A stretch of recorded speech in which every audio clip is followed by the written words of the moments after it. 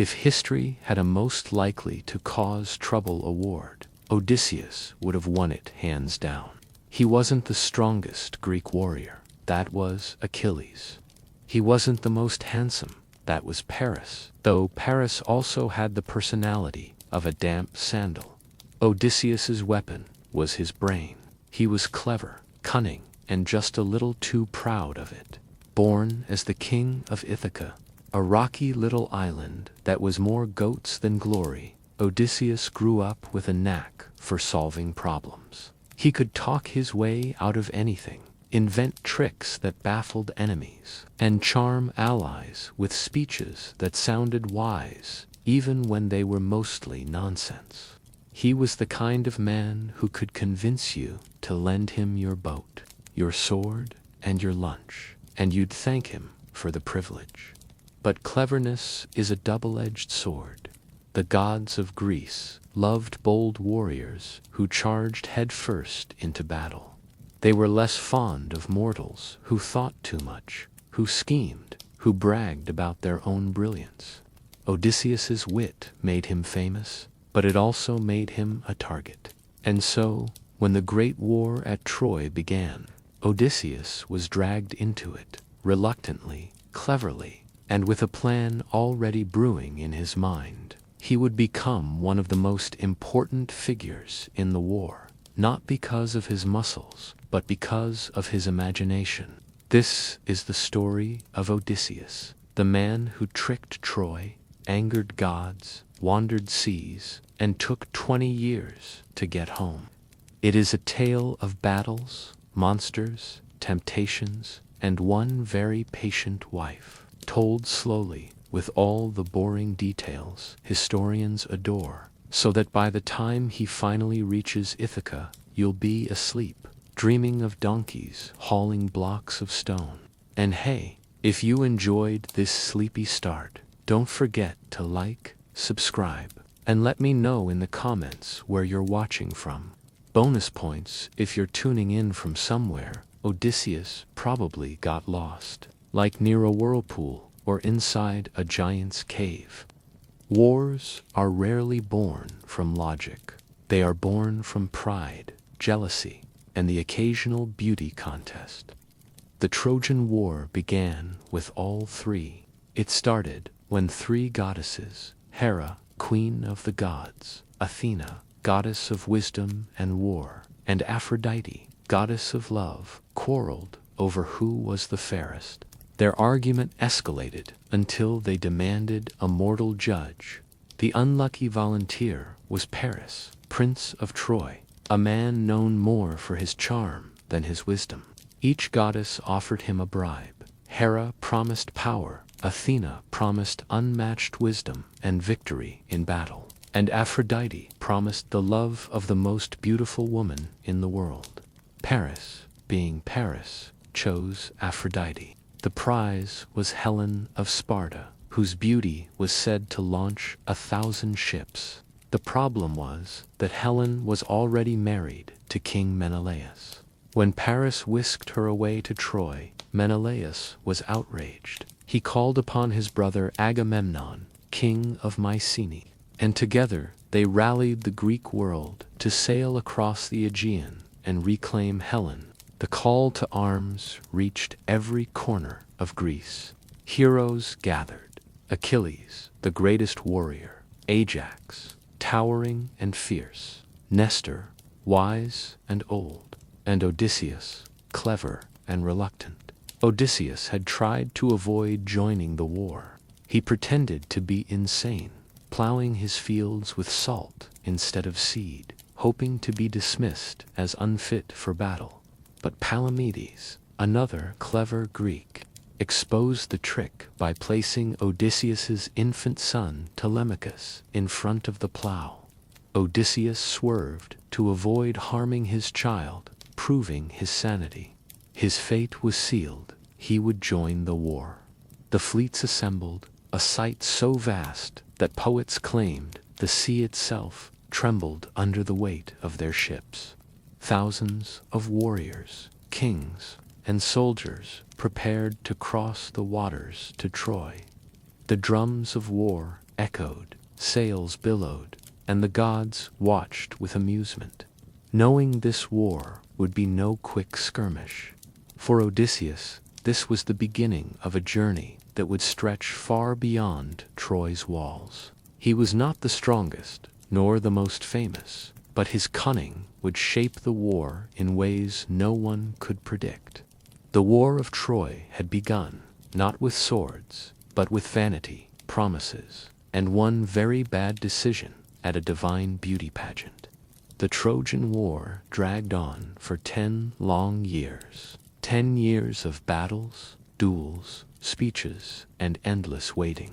The Greeks had tried everything, storming the walls, tricking the guards, even sulking in their tents. Nothing worked.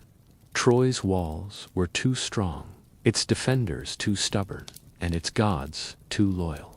Enter Odysseus. While other warriors swung swords, Odysseus swung ideas. He realized brute force would never topple Troy. What the Greeks needed was deception, something so outrageous that the Trojans would never suspect it. And so, the plan of the Trojan horse was born. The idea was simple but brilliant. Build a massive wooden horse, hollow inside, large enough to hide Greek warriors. Present it as a gift to the Trojans, a supposed offering to the gods. Pretend to sail away, leaving the horse behind. The Trojans, curious and proud, would drag it into their city. At night, the hidden Greeks would emerge, open the gates, and let the army in. The construction of the horse was itself a spectacle. Carpenters worked day and night, shaping timbers into the form of a colossal beast. Some soldiers scoffed at the plan, muttering that Odysseus had lost his mind. Others admired the audacity. The horse grew taller than the city walls, its wooden flanks gleaming in the sun. When it was finished, Odysseus handpicked the warriors who would hide inside. They climbed into the hollow belly, armed and silent, waiting for the most uncomfortable ride of their lives. The rest of the Greek army pretended to sail away, leaving the horse behind on the beach. The Trojans discovered it the next morning. Opinions clashed. Some argued it was a trap. Others insisted it was a divine gift, proof that the Greeks had finally given up. Priests warned against it, but curiosity and pride won. The horse was dragged through the gates, celebrated as a trophy. That night, as Troy slept, Odysseus and his men crept out of the horse. They opened the gates, signaled the fleet to return, and unleashed the Greek army upon the unsuspecting city.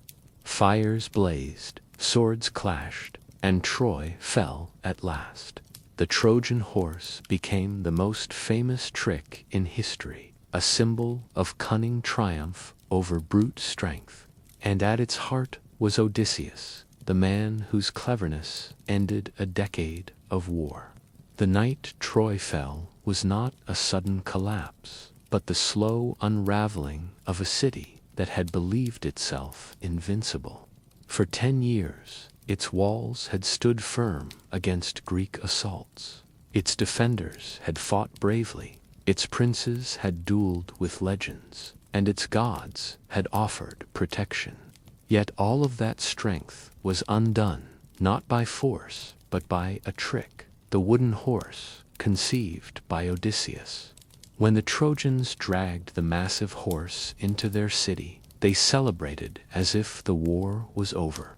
Fires were lit, wine was poured, and songs echoed through the streets. Children climbed onto the horse's legs, laughing at the strange gift. Priests warned that it was dangerous, but their voices were drowned out by the joy of a people who believed the Greeks had finally given up. As night fell, Troy slept. The horse stood silent in the square, its hollow belly filled with warriors holding their breath. At midnight, Odysseus and his chosen men crept out, their footsteps soft against the stone. They moved through the city like shadows, cutting down guards, opening gates, and signaling the Greek fleet waiting just beyond the horizon. The Greeks poured into Troy. Flames rose as houses and temples were set ablaze. Warriors stormed through the streets, cutting down anyone who resisted. The proud city that had defied them for a decade crumbled in a single night. The fall of Troy was brutal. Priam, the aged king, was slain at the altar. Hector's young son was hurled from the walls. Women were dragged away as captives, their cries echoing through the burning streets. The gods, who had once favored Troy, turned their faces away, powerless against the tide of destruction. For Odysseus, the fall of Troy was both triumph and burden. His cunning had ended the war, but it had also unleashed horrors that would haunt him. He had proven his brilliance. Yet the gods, especially Poseidon, took note of his pride. The seeds of his long, cursed journey home were planted that night. The flames of Troy lit the sky until dawn, a beacon of victory for the Greeks and a grave for the Trojans. The war was over, but for Odysseus, the true struggle was only beginning. His journey home would be longer, stranger, and far more exhausting than any battle fought at Troy. The war was over. Troy lay in ruins, its towers toppled, its people scattered. The Greeks, weary after 10 years of fighting, longed for nothing more than to return home. For Odysseus, king of Ithaca, this should have been the easy part: sail across the sea, embrace his wife Penelope, and watch his son Telemachus grow. But the gods, as always, had other plans. The journey home began with optimism.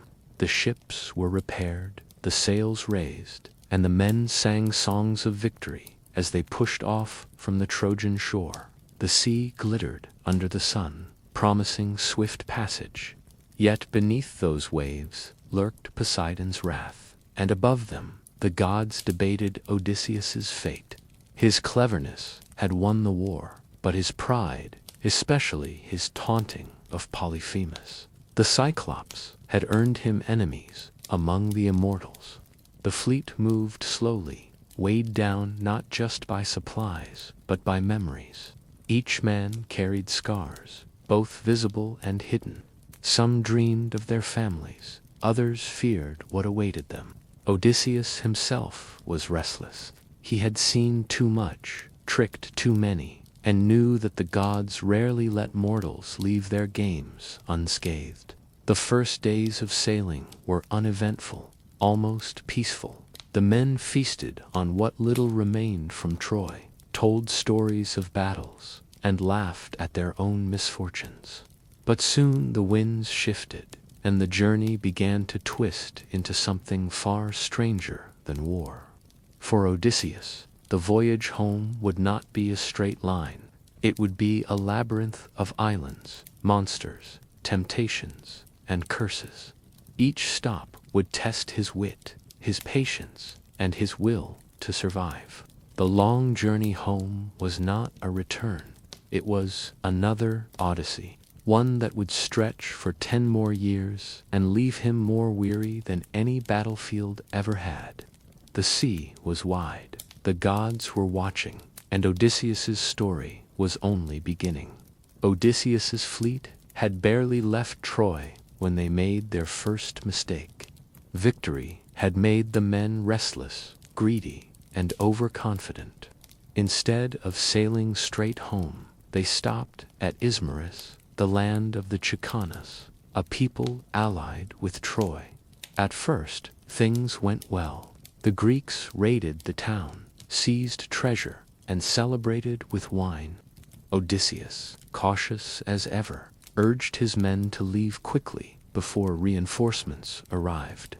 But soldiers, fresh from war, rarely listened to advice, especially when drunk on victory. They lingered, feasting, boasting, and piling up loot. The Chicanas, however, were not helpless. They rallied their neighbors, gathered warriors, and launched a counterattack. The battle was fierce. Odysseus's men, caught off guard, were driven back to their ships. Many were killed, and the fleet barely escaped with their lives. This episode was a grim reminder. The war was over, but danger was not. Odysseus's men had learned nothing from Troy. Their arrogance cost them dearly, and their journey home was already stained with loss. For Odysseus, the island of the Chaconas was the first warning that his voyage would not be simple. The gods were watching, his men were reckless, and every delay carried a price. The sea stretched endlessly before them, and already the shadows of misfortune gathered. The fleet sailed on, battered and weary, leaving behind the smoke of Ahead lay stranger lands, stranger temptations, and trials far greater than the Chaconas. The long Odyssey had only just begun. After the bloody skirmish with the Chaconas, Odysseus and his weary men pushed their ships back into the sea. The horizon stretched endlessly, and the sailors longed for home. Yet the gods, mischievous as ever, steered them toward a strange land, one that seemed harmless at first glance, but carried a danger subtler than swords or storms. They arrived at the coast of the Lotus Eaters, a people who lived in dreamy tranquility. The land was fertile, the air sweet, and the inhabitants gentle. They offered the Greeks food, not bread, not meat, but flowers. These were no ordinary blossoms. The lotus was soft, fragrant, and dangerously delicious. The men who tasted it felt their worries dissolve. Memories of war, of Troy, of Ithaca, even of their families, all slipped away like sand through fingers. They no longer cared about sailing home. They wanted only to stay, to eat more lotus, to bask in the haze of forgetfulness. Odysseus quickly realized the peril. A soldier who forgets his duty is more dangerous than an enemy. He saw his men lounging, smiling foolishly, their eyes glazed as if the sea no longer existed. They spoke of settling there forever, abandoning their ships, abandoning their king. But Odysseus was not so easily swayed. He dragged the lotus-dazed men back to the ships, tying some to the benches to keep them from wandering off. His voice thundered with anger, reminding them of their homes, their wives, their children. The men groaned, half in protest, half in withdrawal from the sweet oblivion of the lotus. The fleet sailed away, leaving behind the land of forgetfulness. The episode was brief, but its lesson was sharp. Not all dangers wear armor or wield spears. Some dangers come disguised as comfort, as sweetness, as dreams that tempt you to forget who you are. For Odysseus, the Lotus Eaters were a warning. His journey would not only test his strength against monsters and storms, but also his resolve against temptations that promised peace at the cost of purpose. The sea was wide, the gods were watching, and the men of Ithaca had to remember, even when memory itself was under attack. The sea carried Odysseus and his men onward, restless and weary, until they reached a rugged land dotted with caves and cliffs. It seemed quiet, almost inviting. Hungry and curious, the Greeks ventured inland, searching for food and shelter. What they found was both terrifying and unforgettable. The lair of Polyphemus, a cyclops, a giant with a single glaring eye in the middle of his forehead. At first, the cave seemed like a gift from the gods. Inside were baskets of cheese, jars of milk, and flocks of sheep. The men feasted, laughing at their luck. But their laughter died when Polyphemus returned. Towering, massive, and brutal, he blocked the cave entrance with a boulder no mortal could move. His voice thundered as he demanded to know who they were. Odysseus, ever cunning, tried diplomacy. He spoke of their journey, their need for hospitality, and the will of the gods. Polyphemus was unmoved. He scoffed at the gods, seized 2 of Odysseus's men, and devoured them raw.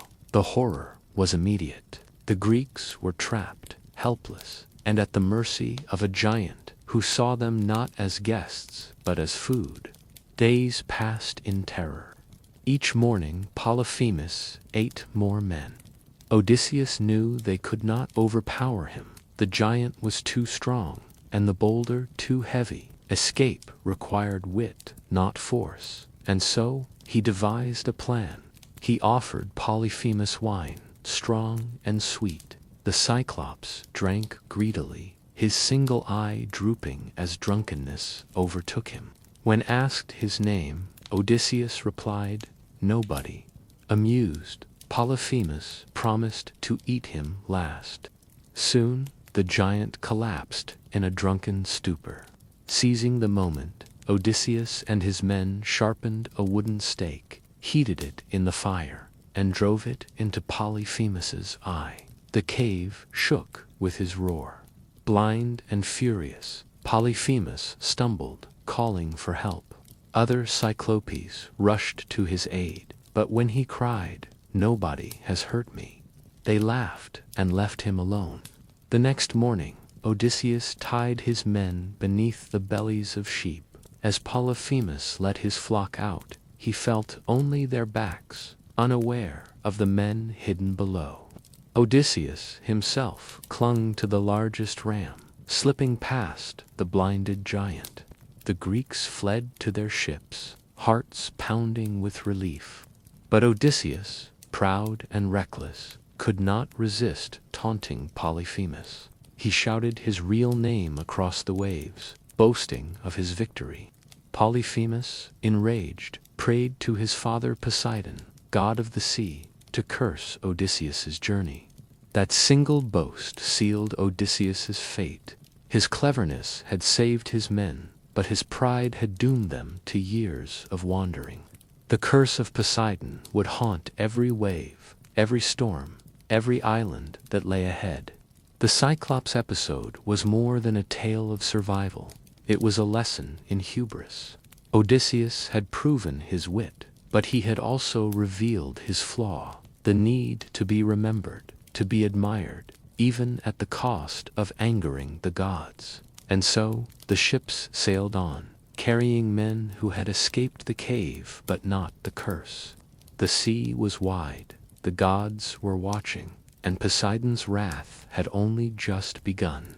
The escape from Polyphemus should have been a triumph. Odysseus had outwitted a giant, saved his men, and proven once again that cleverness could conquer brute strength. But cleverness, when paired with pride, often invites disaster. As his ships pulled away from the Cyclops' shore, Odysseus could not resist shouting his true name, boasting of his victory. That single act of arrogance echoed across the waves and into the ears of a god. Polyphemus, blinded and humiliated, raised his hands to the sky and prayed to his father, Poseidon, lord of the sea. His plea was simple but devastating, that Odysseus should never reach home, or if he did, that it would be after long suffering, with his men lost and his household in ruin. Poseidon, already wary of Odysseus's cunning, listened. The curse was set. From that moment, the sea itself became Odysseus's enemy. Waves rose higher, storms struck harder, and winds twisted against him. Every island he approached seemed to hold danger, every harbor a trap. The god of the sea was relentless, turning the voyage into a punishment. The men, unaware of the full weight of the curse, grumbled at their misfortunes. They blamed bad luck, poor planning, even Odysseus himself. But Odysseus knew the truth. His pride had angered a god, and no mortal could sail easily against divine wrath. Poseidon's curse was not just storms and delays. It was a shadow over every decision, a reminder that the gods demanded humility. Odysseus, clever though he was, would spend years learning that wit alone could not outmatch divine will. His journey home was no longer a voyage. It was a trial, a test of endurance, patience, and the ability to suffer without surrender. The ships pressed onward, battered but determined. The men dreamed of Ithaca, but the sea roared with Poseidon's laughter. Ahead lay more islands, more temptations, more losses. After the terror of Polyphemus and the heavy shadow of Poseidon's curse, Odysseus and his men found themselves drifting toward a land that seemed for once promising. This was the island of Aeolus, keeper of the winds. Unlike giants or cannibals, Aeolus was a host who welcomed guests with warmth. His halls were filled with laughter, his family was kind, and his tables overflowed with food. For weary sailors, it felt like a brief holiday from misery. Odysseus, ever the diplomat, explained his plight. He spoke of Troy, of the long voyage, of his desperate wish to return to Ithaca. Aeolus listened carefully. As master of the winds, he had power over the very forces that had tormented Odysseus's fleet. Moved by the story, Aeolus offered a gift, a leather bag containing all the winds except the gentle breeze that would carry Odysseus home. It was a miraculous gift. With the bag tied securely, the ships sailed smoothly, guided by the single wind that blew straight toward Ithaca. For 9 days, the fleet sped across the sea. The men rejoiced, singing of their imminent return. Ithaca's shores were so close that Odysseus could almost see them. But human curiosity is as dangerous as divine wrath. Odysseus, exhausted from steering, finally slept. His men, suspicious of the bag, whispered among themselves. They believed it held treasure, gold, silver, perhaps even jewels stolen from Troy. Greed overcame reason. While their captain slept, they untied the bag. The winds burst forth in a furious storm. Gales howled, waves rose, and the fleet was hurled back across the sea. Ithaca vanished from sight, replaced by chaos. When Odysseus awoke, he saw his dream shattered. The men, ashamed but stubborn, muttered excuses. Odysseus's heart sank. He had been within reach of home, only to be dragged back into wandering. They returned to Aeolus, begging for help once more. But Aeolus, wise enough to see the hand of the gods, refused. "The gods are against you," he said.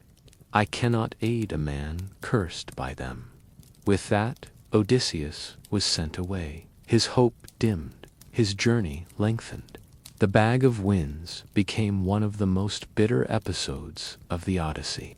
It was not monsters or gods that thwarted Odysseus, but the folly of his own men.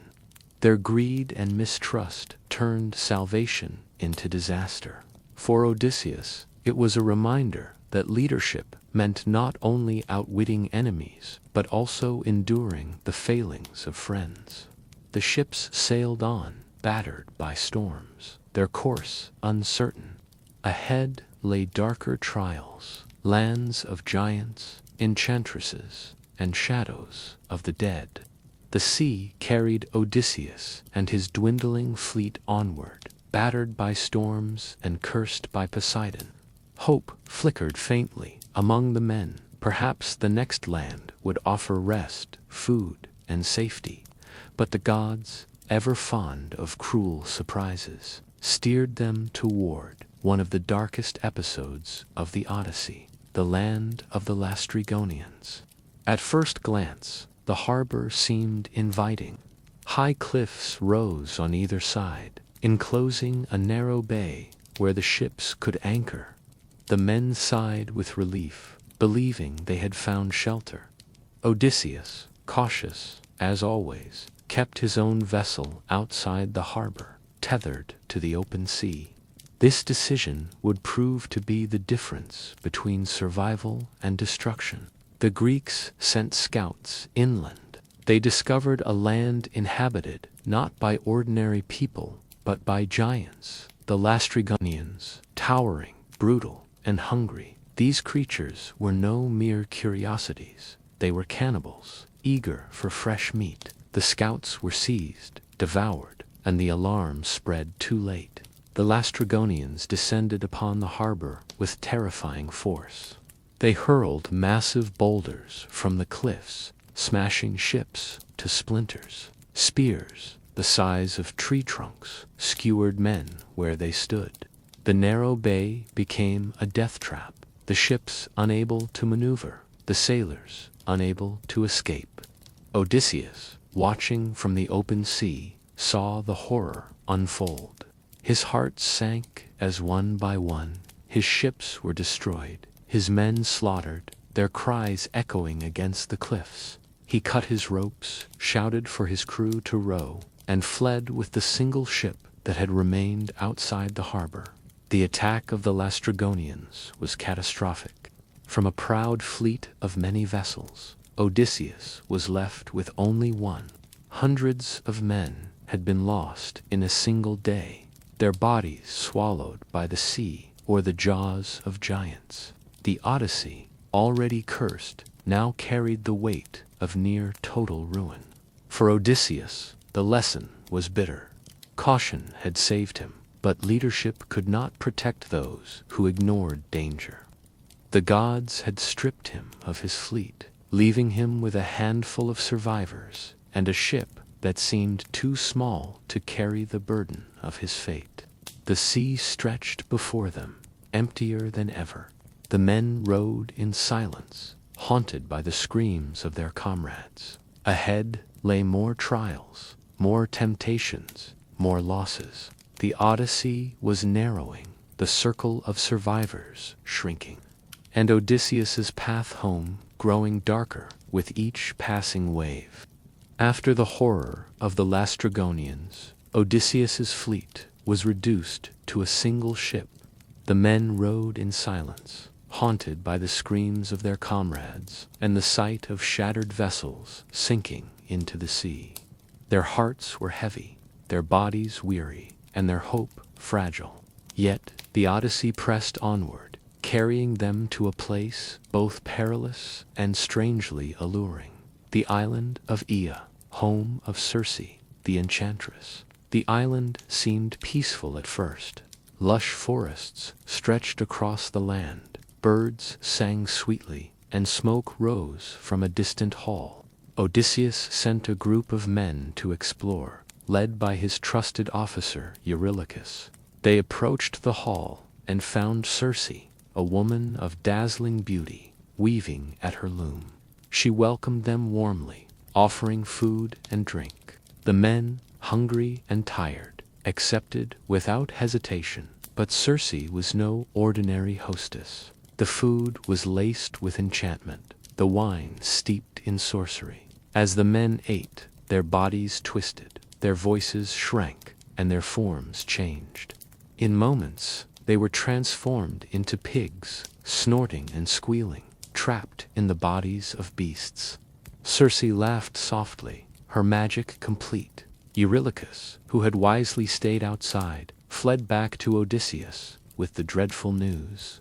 Odysseus, determined to save his men, set out for Circe's hall. On the way, he was met by Hermes, the messenger god, who offered him a magical herb called moly. This herb would protect him from Circe's spells. Armed with divine aid, Odysseus entered the hall. Circe welcomed him as she had the others, offering food and drink. But when her enchantments failed, Odysseus drew his sword, demanding the release of his men. Circe, astonished by his resistance, yielded. She restored the men to human form, and from that moment, her hostility turned to hospitality. What followed was unexpected. Instead of fleeing, Odysseus and his men remained on Aya for a year. Circe became both lover and ally to Odysseus, offering comfort, feasts, and guidance. The men, weary of hardship, embraced the respite, forgetting for a time the urgency of their journey. Yet even paradise can become a prison. Eventually, Odysseus remembered Ithaca, remembered Penelope, remembered the curse that still bound him. Circe, understanding, did not hinder him.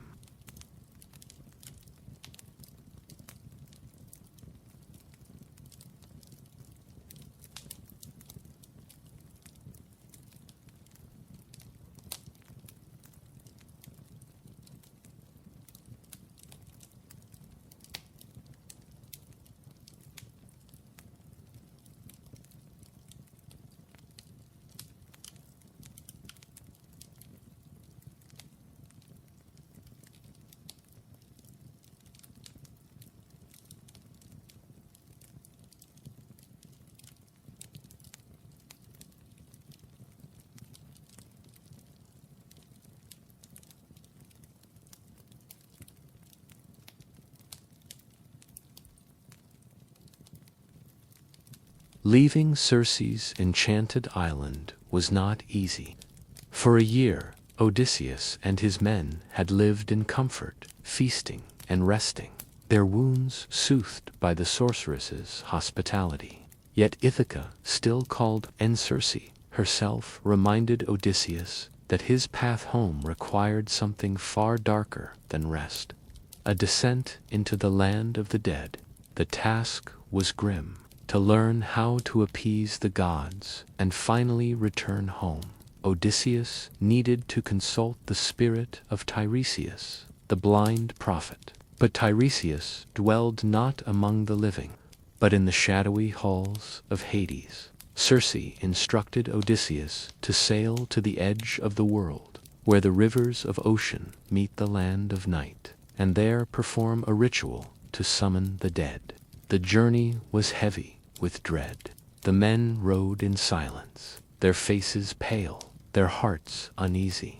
They had fought giants, escaped monsters, and endured storms. But the thought of entering the realm of the dead chilled them more than any battle. At last, they reached the desolate shore. Odysseus prepared the ritual, as Circe had taught him. He dug a trench, poured libations of milk, honey, and wine, and sprinkled barley. Then he sacrificed black sheep, letting their blood flow into the pit. The air grew cold, the earth trembled, and shadows began to stir. The spirits of the dead gathered, drawn to the offering. Pale figures drifted from the darkness, warriors fallen at Troy, friends long lost, and even his mother, Anticlea, whom Odysseus had not known, was dead. His heart ached as he saw her, but he held back, knowing he must first speak to Tiresias. The prophet appeared, stern and solemn. He drank from the blood and spoke. Odysseus would reach home, but only through suffering. He must restrain his men from harming the sacred cattle of Helios, the sun god. If they disobeyed, ruin would follow. Even if Odysseus survived, he would return alone to a house overrun by suitors courting his wife. Only after reclaiming his throne would peace come, and even then his life would end far from the sea, in quiet old age. Other spirits spoke as well. Achilles, the greatest warrior of Troy, confessed that he would rather be a poor farmer alive than a king among the dead. Agamemnon, betrayed and murdered upon his return home, warned Odysseus of treachery awaiting him. His mother's spirit told him of her death from grief, longing for her absent son. Each vision weighed heavily on Odysseus's heart. The underworld was not just a place of prophecy, but of sorrow. It reminded Odysseus of the cost of war, the fragility of life, and the inevitability of death. He left the land of shadows shaken, burdened with knowledge, and more determined than ever to reach Ithaca. The men, relieved to escape the realm of the dead, rode back into the light of day. Yet the warnings of Tiresias hung over them like a storm cloud. Ahead lay temptations, monsters, and choices that would decide their fate. The Odyssey pressed onward, the sea restless, the gods watchful, and the memory of the dead whispering in every wave. After the grim descent into the underworld, Odysseus and his men returned to the living world with heavy hearts. The warnings of Tiresias echoed in their minds, and Circe's instructions guided their next steps. Among the dangers ahead lay one of the most subtle and seductive trials of the Odyssey, the sirens. The sirens were not monsters in the usual sense. They did not wield claws or teeth, nor did they hurl boulders or devour flesh. Their weapon was song. Their voices were so beautiful, so irresistible, that sailors who heard them forgot everything, their homes, their families, even their survival. Entranced, they steered their ships toward the sirens' rocky shore, only to crash upon jagged cliffs and perish. Circe had warned Odysseus of this peril. She told him that no man could hear the sirens' song and live unless he took precautions. Odysseus, ever cunning, devised a plan. He ordered his men to plug their ears with beeswax, sealing out the deadly music. But he himself, curious and proud, wished to hear the song. To do so safely, he commanded his crew to tie him tightly to the mast of the ship. No matter how much he begged or struggled, they were not to release him until they had sailed beyond the sirens' reach. The day came. As the ship approached the sirens' island, the air grew heavy, the sea strangely calm. Then the voices rose, sweet, haunting, irresistible. The sirens sang of knowledge, of secrets, of pleasures beyond imagining. They promised Odysseus wisdom, promised to reveal the mysteries of the world, promised him glory greater than any mortal had known. Odysseus's heart burned with desire. He strained against the ropes, shouting for his men to release him, to steer toward the voices. His cries were desperate, his body writhing against the mast. But his men, ears sealed with wax, rowed steadily onward, ignoring his pleas. The ship passed the island, the voices fading into silence. Odysseus sagged against the ropes, exhausted, his mind still echoing with the beauty of the song. He had heard what few mortals ever had and survived. Yet the memory lingered, a reminder of how easily desire can overwhelm reason. The siren's song was not just a danger of the sea, but a symbol of temptation itself, the lure of knowledge, of pleasure, of distraction from duty. Odysseus had resisted, but only through preparation and restraint. His men had saved him by ignoring his cries, proving that sometimes survival depends not on listening, but on refusing to listen. The ship sailed on, the ropes untied, the wax removed. Ahead lay greater dangers still, the twin terrors of Scylla and Charybdis, where Odysseus would face a choice between two evils.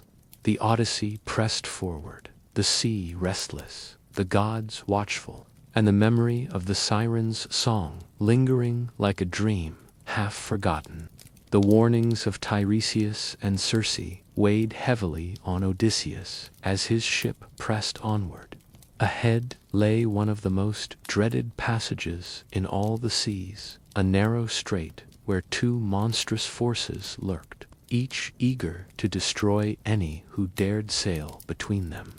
On one side was Scylla, a creature with 6 heads, each snapping jaws filled with razor teeth. On the other side was Charybdis, a monstrous whirlpool that swallowed the sea itself, dragging ships into its abyss. Circe had told Odysseus the truth. There was no safe path. To avoid Charybdis meant sailing close to Scylla, and to avoid Scylla meant risking the whirlpool. One choice would cost him a few men, the other would cost him the entire ship. It was a cruel dilemma, a test of leadership and sacrifice. As the ship approached the strait, the men trembled. The roar of Charybdis thundered like a storm, sucking waves into its gaping maw. Across the water, Scylla's heads writhed, her eyes gleaming, her necks stretching out from the cliffside. Odysseus's heart pounded. He knew what must be done. Though it tore at him, he would steer closer to Scylla, sacrificing a few lives to save the many. He did not tell his men to reveal the truth would only paralyze them with fear. Instead, he gripped the tiller, guiding the ship toward the cliffs. The men rowed desperately, unaware of the fate that awaited. Then, in a blur of horror, Scylla struck. Her 6 heads darted down, seizing 6 sailors at once. Their screams echoed as they were lifted into the air, devoured before their comrades' eyes. The men cried out in despair, but Odysseus shouted for them to row harder, to push forward, to escape the strait before Charybdis could drag them down. The ship surged past, battered but afloat. Behind them, the whirlpool roared, swallowing the sea in a violent spiral. Ahead lay calmer waters, but the cost was heavy. 6 men were gone, their places empty, their voices silenced. Odysseus's decision had saved the ship, but the weight of sacrifice pressed upon him. Scylla and Charybdis were more than monsters. They were symbols of impossible choices, of the cruel reality that sometimes survival demands loss. Odysseus had chosen wisely, but wisdom did not ease the pain. His men rowed on, haunted by the memory of their companions, snatched into the jaws of the beast. The Odyssey continued, the sea restless, the gods watchful, and Odysseus burdened with the knowledge that every victory carried its own sorrow. After surviving the deadly strait of Scylla and Charybdis, Odysseus and his weary men found themselves drifting toward a land radiant with light, the island of Thrinacia, sacred to Helios. The sun god, Circe and Tiresias, had both warned Odysseus of this place. Under no circumstances were his men to harm the sacred cattle that grazed there. To do so would bring ruin upon them all. The island was beautiful, bathed in sunlight, its meadows filled with sleek, golden-haired cattle. The animals were not ordinary beasts, but divine creatures, beloved by Helios himself. Odysseus, mindful of the warnings, urged his men to avoid temptation. He begged them to sail past, to resist the lure of rest and food. But exhaustion weighed heavily on the crew. Their bodies ached, their spirits faltered, and they pleaded for respite. Against his better judgment, Odysseus allowed them to land, hoping discipline would hold. For a time, the men obeyed. They feasted on what little provisions remained, prayed for favorable winds, and endured their hunger. But as days passed, the supplies dwindled, and the sea remained stubbornly calm. The men grew desperate. Their stomachs gnawed at them, their minds clouded with hunger. Odysseus, trusting the gods, went inland to pray for guidance. In his absence, the men broke their oath. Led by Eurylochus, they slaughtered the sacred cattle, roasting the meat and feasting greedily. The smell of burning fat rose into the sky, carried to the heavens. Helios, enraged, demanded vengeance. He went before Zeus, declaring that if the crime went unpunished, he would drag the sun itself into the underworld and leave the world in darkness. Zeus, unwilling to risk such chaos, promised justice. When Odysseus returned, he saw the horror, the hides of cattle stretched on the ground, the bones scattered, the men feasting. His heart sank. He knew the curse had been sealed. The gods would not forgive this violation. For a few days, the men rejoiced in their stolen feast, believing they had outwitted hunger. But soon omens appeared. The meat on the spits bellowed like living beasts. The hides crawled across the ground, and the air filled with dread. The gods had marked them for destruction. The island of the sun god was not just a place of beauty, but a test of restraint. Odysseus had resisted temptation, but his men had failed. Their disobedience would bring ruin, and the prophecy of Tiresias would unfold. Ahead lay storms, shipwreck, and death. The Odyssey pressed onward, the sea restless, the gods watchful, and the shadow of divine punishment looming ever closer. The warnings of Tiresias and the wrath of Helios now bore down upon Odysseus and his men. They had feasted on the sacred cattle of the sun god, ignoring every plea and prophecy.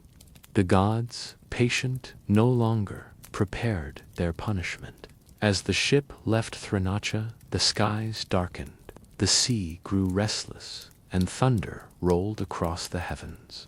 Zeus, king of the gods, raised his hand and hurled a lightning bolt. It struck the ship with blinding force, splitting the mast, shattering the hull, and sending fire racing across the deck. The men screamed as the vessel broke apart. Waves swallowed them, dragging them into the depths. One by one, they vanished beneath the sea, their cries lost in the roar of the storm. The prophecy had come true. The sacred cattle had sealed their fate, and none would survive, none except Odysseus. Clinging to a broken plank, he was cast adrift upon the endless waters. Alone, battered and grieving, he floated for days, driven by winds and currents. His companions were gone, his fleet destroyed, his hope dimmed. The Odyssey, once a journey of many, had become a solitary struggle. The sea carried him relentlessly, past the ruins of his dreams, toward new trials. He would find himself on the island of Calypso, where time itself seemed to stand still. But for now, he drifted, a lone survivor, cursed by the gods, yet unbroken in spirit. The last ship had sunk, and with it the laughter, the voices, and the strength of his men. Odysseus was alone, a single figure, against the vastness of the sea, his fate still bound to the will of the gods. Alone upon the endless sea, Odysseus drifted on broken timbers, battered by storms and cursed by the gods. His men were gone, his fleet destroyed, and his hope dimmed. Yet fate carried him to a place both beautiful and imprisoning, the island of Ogygia, home of the nymph Calypso. Ogygia was no ordinary land. Its forests were lush, its meadows fragrant, and its caves glittered with divine splendor. Streams of crystal water flowed through groves of cedar and cypress, and birds sang sweetly in the air. For a man who had endured war, monsters, and storms, it seemed like paradise. And at the heart of this paradise was Calypso, radiant and immortal. Calypso found Odysseus half dead upon the shore. She nursed him back to health, offering food, shelter, and comfort. But her kindness was not without desire. She fell in love with him, and though Odysseus longed for Ithaca, Calypso longed to keep him. She promised him immortality if he would stay, eternal youth, and endless pleasures. For many men, such an offer would have been irresistible. Yet Odysseus's heart remained bound to Ithaca. He thought of Penelope, weaving and waiting.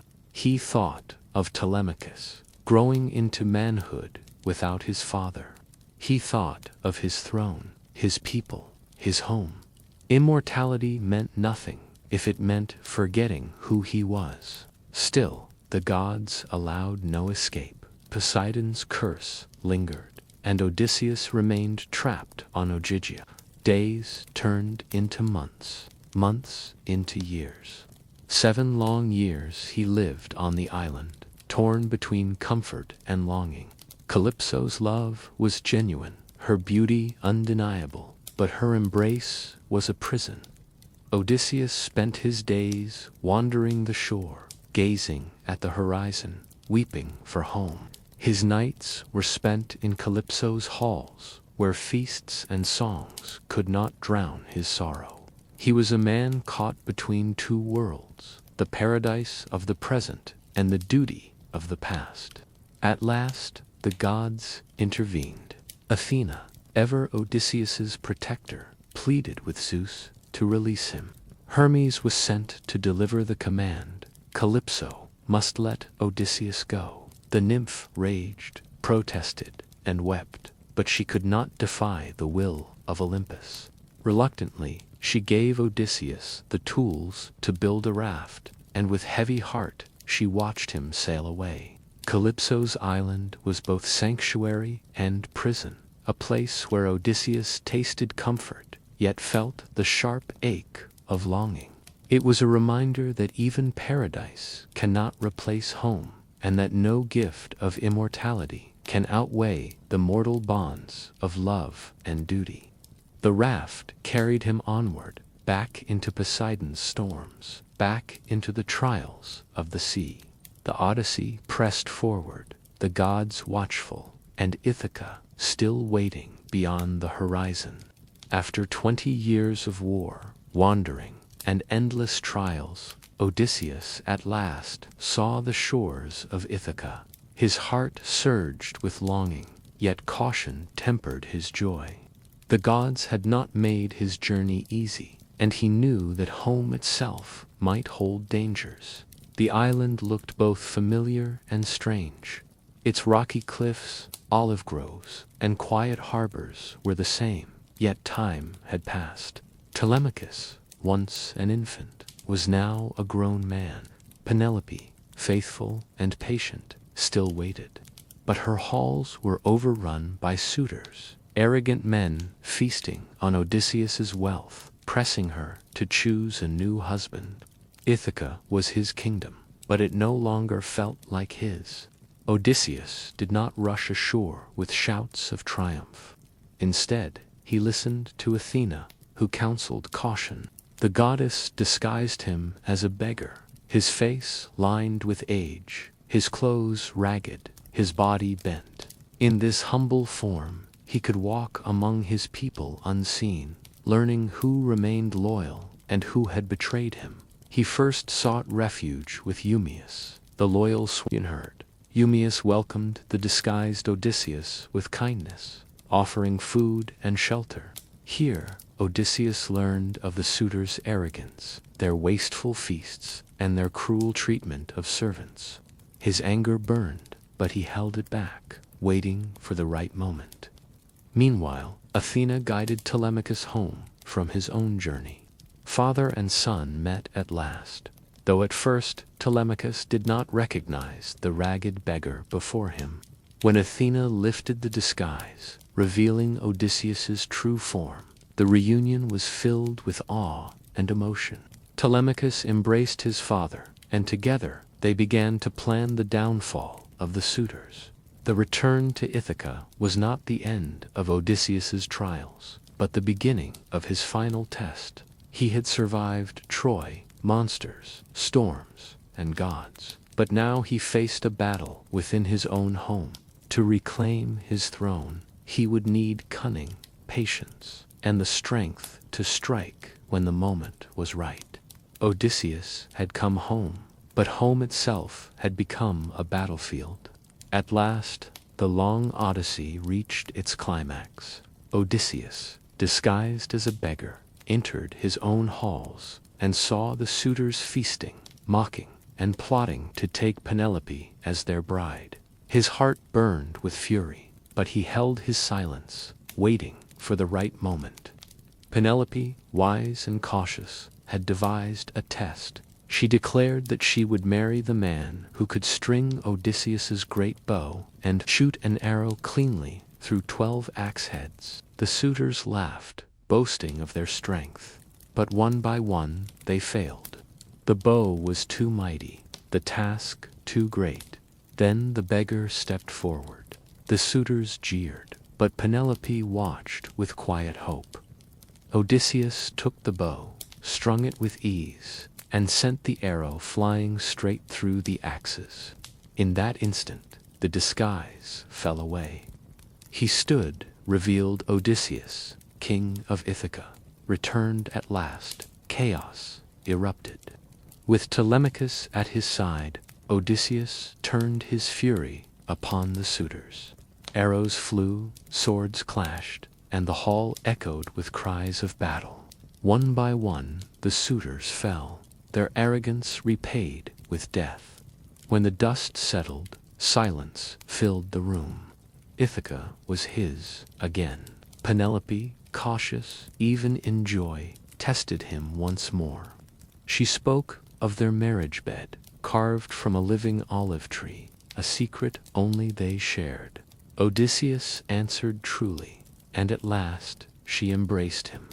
Husband and wife were reunited, their long years of sorrow ended. Odysseus had reclaimed his throne, his family, and his home. The Odyssey was complete. And so the tale of Odysseus closes, not with storms or monsters, but with peace.